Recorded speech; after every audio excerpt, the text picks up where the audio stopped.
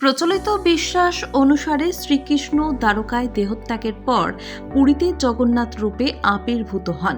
পুরীর জগন্নাথ মন্দির হিন্দু ধর্মাবলম্বীদের কাছে অত্যন্ত প্রসিদ্ধ একটি তীর্থস্থান। দেশের চার প্রান্তে শ্রী বিষ্ণুর যে চারটি ধাম রয়েছে তার অন্যতম হল পুরী ধাম।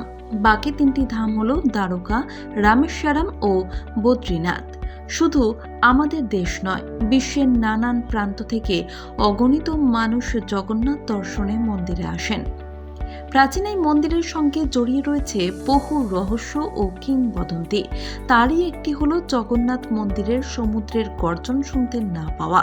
পুরীতে সমুদ্রের কাছেই অবস্থিত জগন্নাথ মন্দির। সাধারণ নিয়মে এখানে মানুষের ঢেউয়ের আওয়াজে শুনতে পাওয়ার কথা, কিন্তু আশ্চর্যের বিষয় হলো জগন্নাথ মন্দির থেকে সমুদ্রের গর্জন শুনতে পাওয়া যায় না। এর কারণ কি, সেই বিষয়ে এখন আলোচনা করব আমরা। পৌরাণিক কাহিনী। এর পিছনে একটি পৌরাণিক কাহিনী প্রচলিত রয়েছে।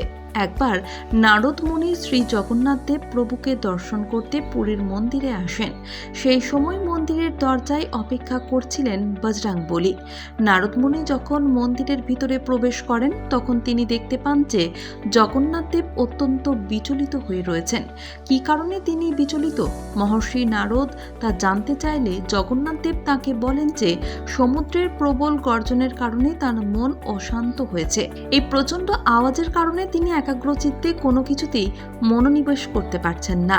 এই কথা মন্দিরের বাইরে পাহারারত বজরংবলীকে জানান মহর্ষি নারদ।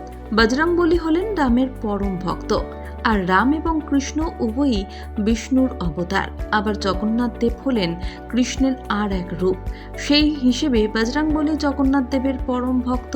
প্রভুর সমস্যার কথা জেনে তখনই তার সমস্যার খোঁজে বেরিয়ে পড়েন হনুমান। তখনই সমুদ্রের পাড়ে গিয়ে সমুদ্রকে আহ্বান জানান বজরংবলী।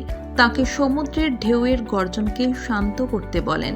তখন সমুদ্রদেব তাকে বলেন একমাত্র পবনদেবেরই সমুদ্রের ঢেউয়ের গর্জনের উপর নিয়ন্ত্রণ রয়েছে।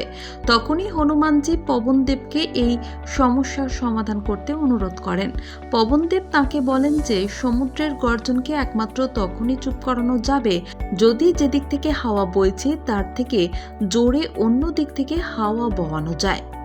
সেই কথা শুনে বজরংবলী যেদিক থেকে হাওয়া বইছে তার থেকে জোরে উল্টো দিক থেকে উঠতে শুরু করেন। এর ফলে যে হাওয়ার বেগের সৃষ্টি হয় তাতে মন্দিরের দিকে যাওয়া সমুদ্রের ঢেউয়ের গর্জন চাপা পড়ে যায়। এই কারণেই পুরীর মন্দিরের চূড়ার পতাকা সবসময় হাওয়ার উল্টো দিকে বয়।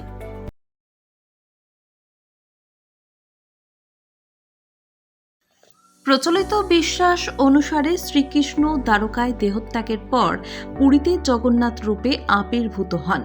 পুরীর জগন্নাথ মন্দির হিন্দু ধর্মাবলম্বীদের কাছে অত্যন্ত প্রসিদ্ধ একটি তীর্থস্থান।